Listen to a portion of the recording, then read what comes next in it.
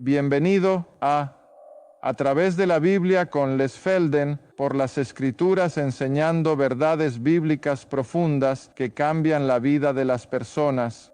Ahora, aquí está su anfitrión, Les Felden. Buenas noches.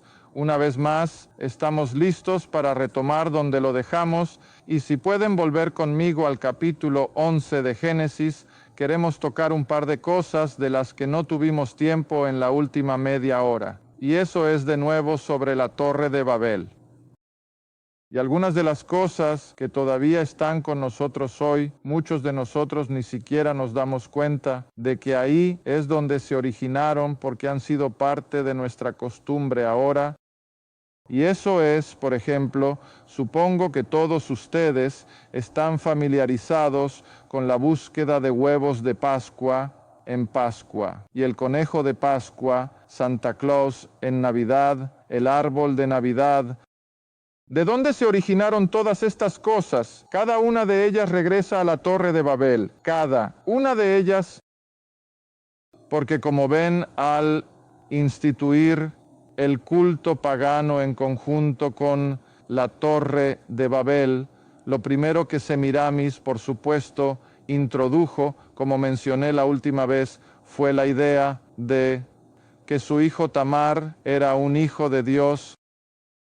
Bueno, así como estamos viendo hoy, estamos volviendo al principio. Y cuanto más entiendes Génesis, más puedes ver lo que está sucediendo hoy.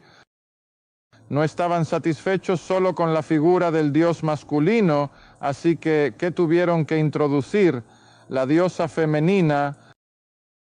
Y así, el núcleo mismo de lo que más tarde se convirtió en las mitologías de Roma, Grecia, Egipto y Babilonia estaba centrado en una diosa femenina. Ahora, eso está bien hasta donde llega, pero no se detiene ahí.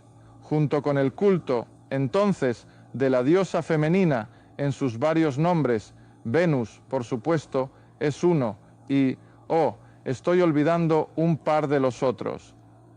Se me escapan. Sí, Diana de los Efesios, ¿los conoces? Bueno, de todos modos, asociado con eso, naturalmente, siguieron los ritos de fertilidad, sexualidad. Y he dicho a mis clases durante años, y todo lo que tienes que hacer es volver a algunas buenas enciclopedias. Puedes comprobar lo que digo. Asociados con el culto pagano, los antiguos templos, como el que acabas de mencionar, la Diana de los Efesios y estos varios otros templos en el culto a las diosas femeninas, no eran más que casas de prostitución glorificadas, pero en nombre de la religión, porque todo eso iba de la mano con este culto pagano, así que ahora, con los derechos de fertilidad, por supuesto, regresaron a la naturaleza y como acabamos de experimentar en la belleza, creo que esta es una de las primaveras más hermosas que hemos tenido en mucho tiempo. Pero a medida que se acerca la primavera y el equinoccio de primavera, 21 o 22 de marzo, ¿qué vemos brotando a nuestro alrededor? Nueva vida. Y la nueva vida, por supuesto, habla de fertilidad. Y así juntaron todo esto, formando sus ritos de fertilidad en torno al culto centrado en el equinoccio de primavera, 21 y 22 de marzo. Ahora Santa era el falsificador, ya que no sé si lo sabía o si solo salió accidentalmente. Pero sin embargo, también asociada con el equinoccio de primavera estaría nuestra celebración de la Pascua.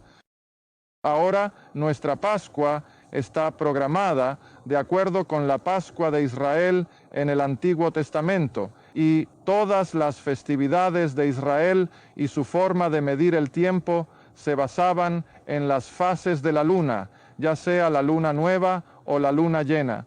Y así, desde hace mucho tiempo, instituyeron estos ritos de fertilidad en asociación con el equinoccio de primavera, y así llegó el conejo asociado con nuestra Pascua, y el huevo de Pascua que supuestamente es indicativo de nueva vida, pero recuerda, su origen es Hagen. Bueno, de la misma manera con muchas de nuestras costumbres de Navidad. Eso, por supuesto, está cerca del primer día del invierno, el solsticio de invierno, como lo llamamos, 21 y 22 de diciembre, donde nuevamente los antiguos paganos realizaban sus diversos rituales en su adoración y así instituyeron, por ejemplo, la adoración del árbol de hoja perenne, porque él solo aún mostraba signos de vida cuando todo lo demás estaba muerto, y luego los antiguos europeos realmente comenzaron una adoración del árbol de hoja perenne, todo proveniente de estos sistemas paganos. Y también tenían en Europa lo que llamaban el tronco de Yule, la quema del tronco de Yule. Así que estas cosas, todo transmitiendo solo para la información, regresan a la Torre de Babel. Y ves, a medida que el cristianismo, en los primeros días, en el primer, segundo y tercer siglo del cristianismo, muchas de estas personas paganas estaban entrando en la iglesia. Y lo pongo entre comillas. Ahora, si entraban en la iglesia sin haber tenido una experiencia de salvación genuina y simplemente entraban para disfrutar del servicio de adoración, no pasó mucho tiempo hasta que estas personas comenzaran a decir que, sabes, podemos agregar color, es monótono, hagamos esto y aquello, y así introducirían algunas de sus prácticas paganas en la iglesia, y la iglesia lo acomodó. Aquí estamos 1900 años después y simplemente damos todas estas cosas por sentado, pero quiero que la gente sepa de dónde vienen, no tienen lugar en nuestra iglesia actual. Ahora no estoy diciendo a la gente que tire el árbol de Navidad. Nosotros tenemos uno y no le digo a la gente, bueno, ahora arruinen la Navidad y díganle a sus hijos que no existe Santa Claus. Tal vez debería, pero les diré algo. Cada vez que veo a Santa Claus caminando por el pasillo de una iglesia, no volveré porque Santa Claus no pertenece a una iglesia local. Ese es un símbolo del paganismo, es un símbolo del mundo comercial y nunca deberíamos mezclarlos.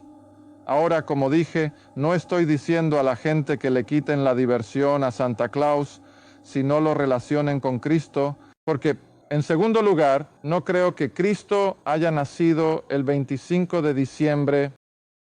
Leí una teoría, ya que no pudo nacer en invierno, los pastores no permanecen en los campos de Judea en diciembre.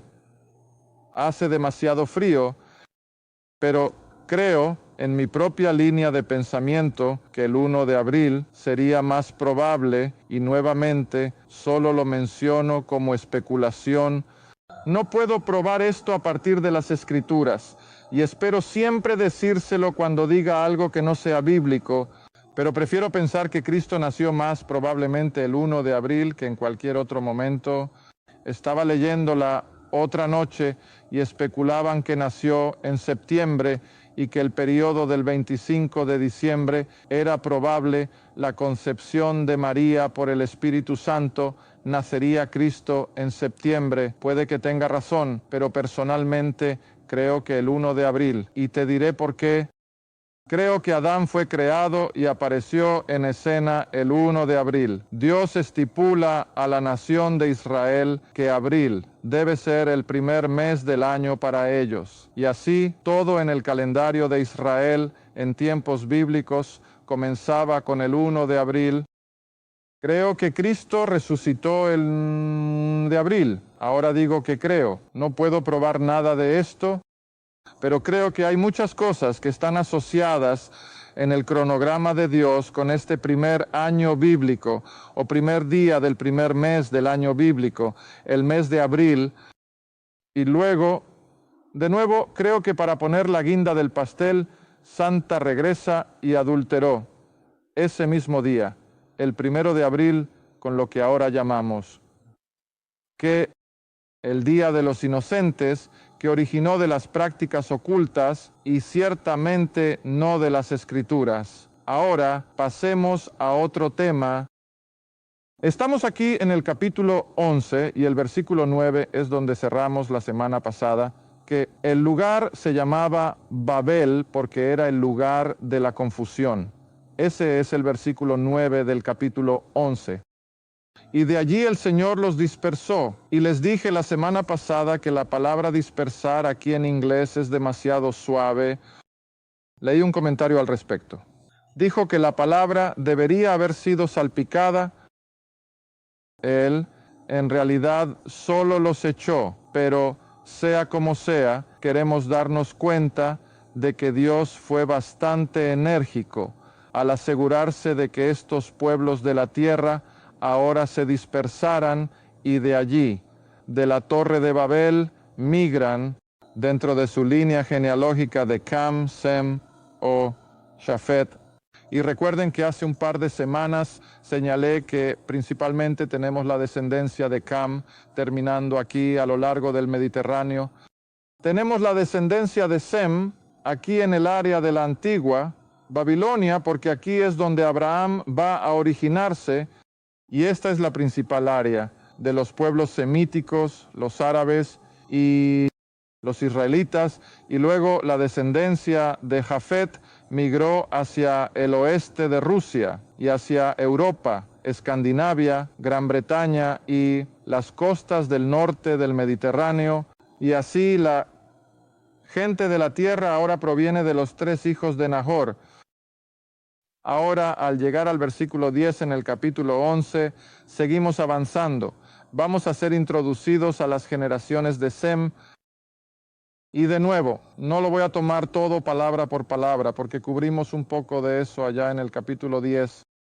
Pero el nombre importante ahora en el capítulo 11 y en la línea de Sem es el versículo 22, donde Serug vive 30 años y engendra a Nahor. Y luego el versículo 23 o 24 más bien, y Nahor vivió 29 años y engendró Taré, T-A-R-E-H, y Taré es el padre de Abraham o Abraham.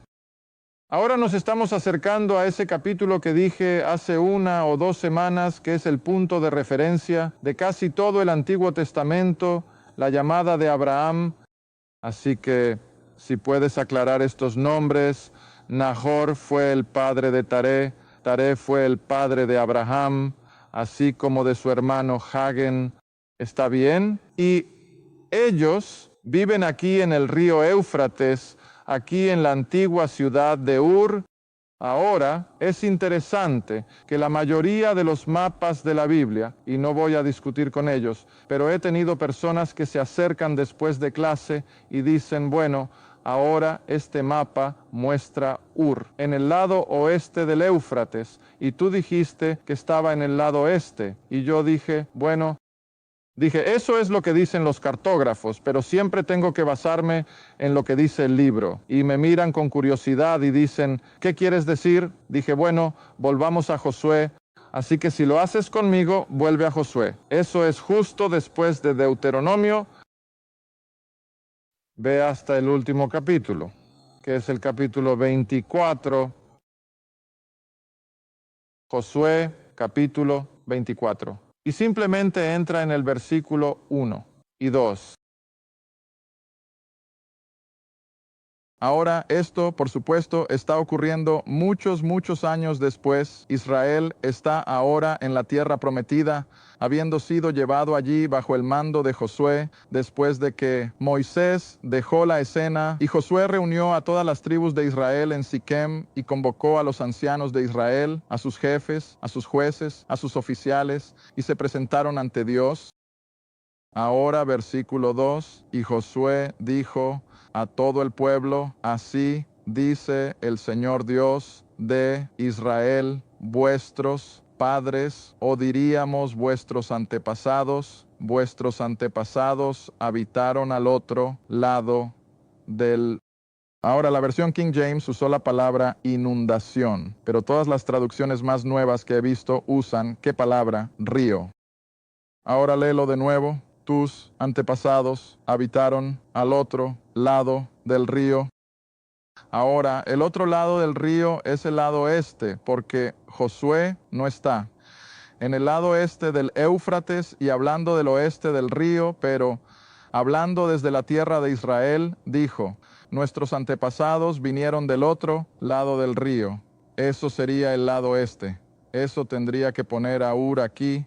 Pero, sin embargo, es una cuestión técnica, porque mientras has estado observando los eventos en el Medio Oriente, te darás cuenta de que abajo en esta misma esquina de lo que era Kuwait, creo, estaba aparentemente, según tus mapas, la antigua ciudad de Ur. Pero lo que sea, ese es el territorio del que sale Abram. Pero ahora leamos el versículo 2. Tus padres habitaron al otro lado del río en tiempos antiguos, incluso Taré, el padre de Abraham, el padre de Nahor, subraya esa última parte. Ya, ¿sirvieron a qué? A otros dioses. ¿Cuáles eran? Idólatras. Idólatras. Ahora hemos pasado aproximadamente 200 años desde la Torre de Babel hasta este llamado de Abram. Ahora volvamos, si quieres, al capítulo 11. Aproximadamente 200 años, ahora esto es en cifras redondas, aproximadamente 200 años desde que Nahor salió del arca hasta que se reunieron en la Torre de Babel. Luego, 200 años desde la Torre de Babel al llamado de Abraham, ahora en 2000 a.C., lo más cerca que podemos determinar, hemos llegado a 2000 años desde Adán hasta Abraham, y quedan 2000 años desde Abraham hasta la época de Cristo. Está bien. Versículo 20. 7 en el capítulo 11, que son las generaciones de Taré. Taré engendró o fue el padre de Abraham. Ahora vamos a usar ese término primero por un tiempo en lugar de Abraham. Lo llamaremos Abram, porque así lo hace la Biblia. Pero es el mismo hombre que será llamado Abram. Y así Taré engendró a Abram, Nahor y Harán, 3 hijos. Y Harán fue el padre de Lot, quien viene, por supuesto, con Abram. Harán murió antes que su padre Taré en la tierra de su nacimiento en Ur, de los caldeos. Así que uno de los hermanos murió antes de que se mudaran de Ur, más al noroeste. Y luego el versículo 29, Abram y Nahor tomaron esposas. El nombre de la esposa de Abram era Sarai. Y de nuevo voy a usar la pronunciación tal como está escrito. Su nombre también será cambiado, más tarde a Sara, pero aquí todavía se le llama Sarai. Y el nombre de la esposa de Nahor era Milcá, la hija de Harán, el padre de Milcá y el padre de Isca. Pero Sarai era estéril, no, tenía hijos. Ahora bien, al entrar en el versículo 31, Taré tomó a Abram, su hijo, y a Lot, el hijo de Harán, el hijo de su hijo, en otras palabras, el sobrino, y a Sarai, su nuera, la esposa de su hijo Abram, y salieron con ellos de Ur de los Caldeos para ir a la tierra de Canaán, y llegaron a Harán y habitaron allí. Los días de Taré fueron 205 años, y Taré murió en Harán. Ahora de nuevo, geográficamente, al salir de Ur, llegaron a un área al noreste de la actual Canaán. De hecho, sería un área en algún lugar al norte de Damasco. Ahora de nuevo, esto no es a escala, recuerden, pero Damasco, Siria, la ciudad actual, y al norte de eso estaba la comunidad que conocemos en las Escrituras como Harán. Y mientras migraban de Ur a Harán, fue aquí donde Dios los detuvo hasta que Taré murió. Ahora hay una razón para ello, y creo que ya deberías captar cuál era. ¿Quién era Taré? Era un idólatra. Adoraba a otros dioses. Ahora, para captar el impulso de esta familia saliendo de su tierra natal, tenemos que ir al capítulo 12, versículo 1, y todo lo que tienes que hacer es observar el tiempo verbal. Ahora, el Señor había dicho. Así que el capítulo 12, versículo 1 nos lleva de vuelta al capítulo 11. ¿Ves? Ahora, Él Señor había dicho a Taré o a Abram, sal de tu país y de la casa de tu padre y ve a la tierra que te mostraré. Pero de los versículos que acabamos de leer en el capítulo 11, Abraham no solo dijo, Sarai, el Señor Dios me ha dicho que me vaya, digamos adiós a padre y a nuestros parientes y mudémonos. Pero más bien, me gusta, de nuevo, no puedo probar esto a partir de las escrituras, pero nuevamente me gusta imaginar cómo ocurrió esto. Sabemos que la gente de Oriente es muy unida en lo que respecta a la familia. Incluso hoy en día, si vas a China, la familia, a pesar de lo que los comunistas han intentado hacer, sigue siendo una unidad muy unida. Además, los habitantes de Oriente Medio han sido nómadas desde el primer día. No realmente echaron raíces como lo pensamos en la cultura occidental, y se movían de un lugar a otro con sus rebaños y sus ganados. Así que me gusta pensar que después de que Dios, sin embargo, lo hizo, sé que cuando Dios habló a Abraham y le dijo, ahora aléjate de la casa de tu padre, y Abraham, el hijo obediente, entró y dijo, Padre, nos vamos a ir. ¿Qué crees que dijo el viejo padre Taré? Bueno, hijo, no hay problema, iremos contigo. Quiero decir, después de todo, podemos recoger nuestras tiendas y podemos mudarnos. Y no creo que Abraham tuviera la capacidad de decir, papá, no puedo llevarte. Y él dice, bueno, está bien. Pero no estaba en la voluntad de Dios que Taré fuera con Abraham. Entonces, ¿qué hace Dios? Bueno, les permite migrar y los lleva a Harán, aquí en lo que es la actual Siria. Y allí Dios puso el freno y espera hasta que Taré muere. Y luego, después de que Taré ha muerto, Abraham baja un poco a la tierra de Canaán. ¿Tienes esa imagen? Muy bien, ahora sigamos, si quieres, al versículo 2 y 3. Ahora lo que me gustaría que hicieras es, de alguna manera, como lo consideres adecuado, entender que los versículos 2 y 3 son lo que llamamos el pacto de Abraham. Puedes rodearlos con un círculo, subrayarlos y anotarlo en tu margen. Este es el pacto de Abraham. Ahora, si recuerdas, hace 1 o 2 semanas expliqué que un pacto siempre es de Dios al hombre y que es inquebrantable, es irrevocable. Y ahora Dios hace un pacto con este hombre, Abraham. Él tiene ahora, ¿qué? Más de 80 años, 90, y Sarai es solo unos años más joven y nunca han tenido un hijo. Ahora mira lo que Dios dice dije capítulo 2, capítulo 12, sí, versículo 1 y 2, 2 y 3, donde Dios dice, haré de ti, de Abraham, una gran, ¿cuál es la palabra? Nación. Ahora no pierdas el impacto de estas palabras individuales. Haré de ti una gran nación y te bendeciré y haré grande tu nombre. Serás una bendición y bendeciré a los que te bendigan. Maldeciré al que te maldiga.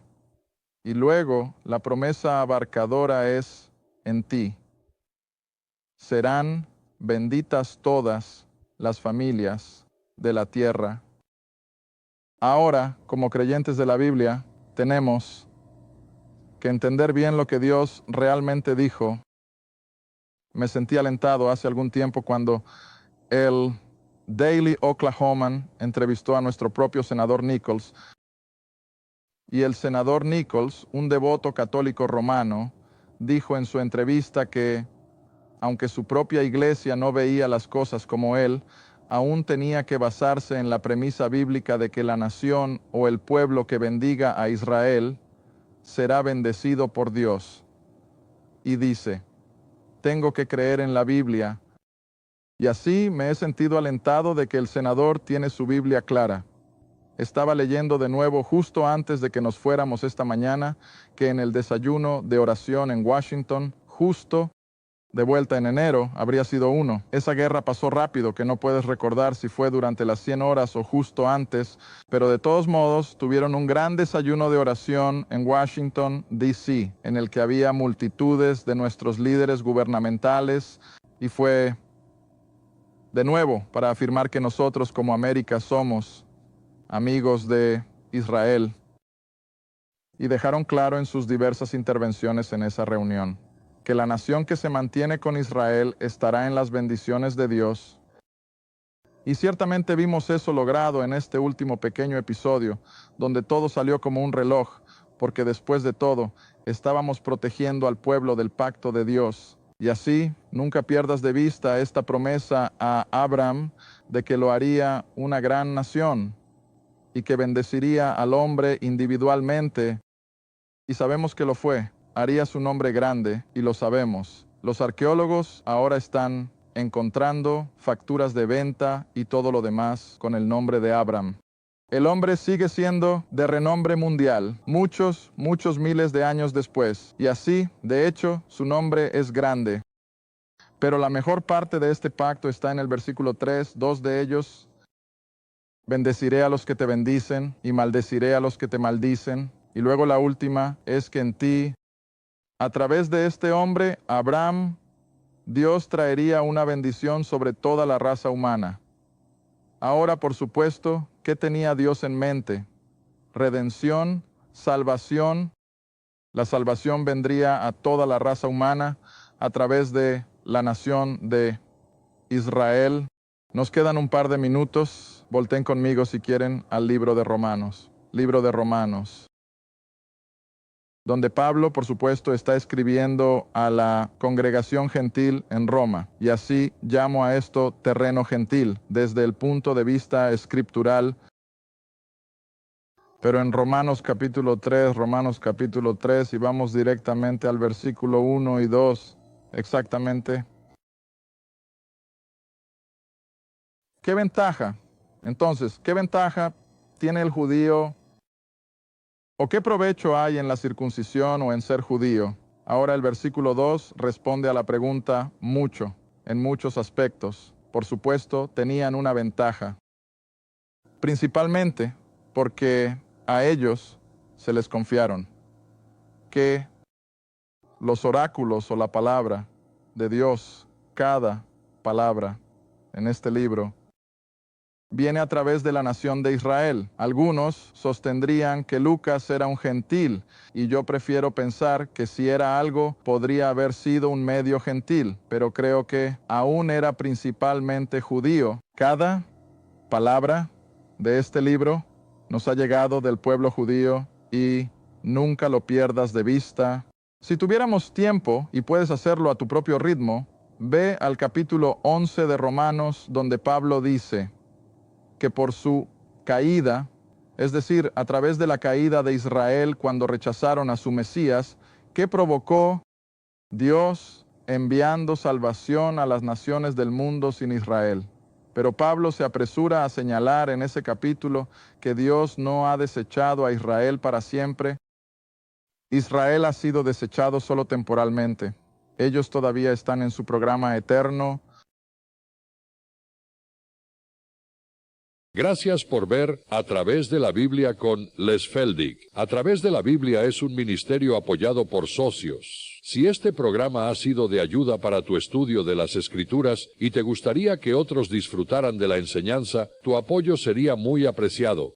Escríbenos a Les Feldig Ministries, Ruta 1, Caja 760, Quinta, Oklahoma 74552, o llama al 1-800-369-7856. Recuerda, todos los programas están disponibles en forma impresa, casete de audio y cinta de video. Asegúrate de sintonizar la próxima vez A Través de la Biblia con Les Feldig.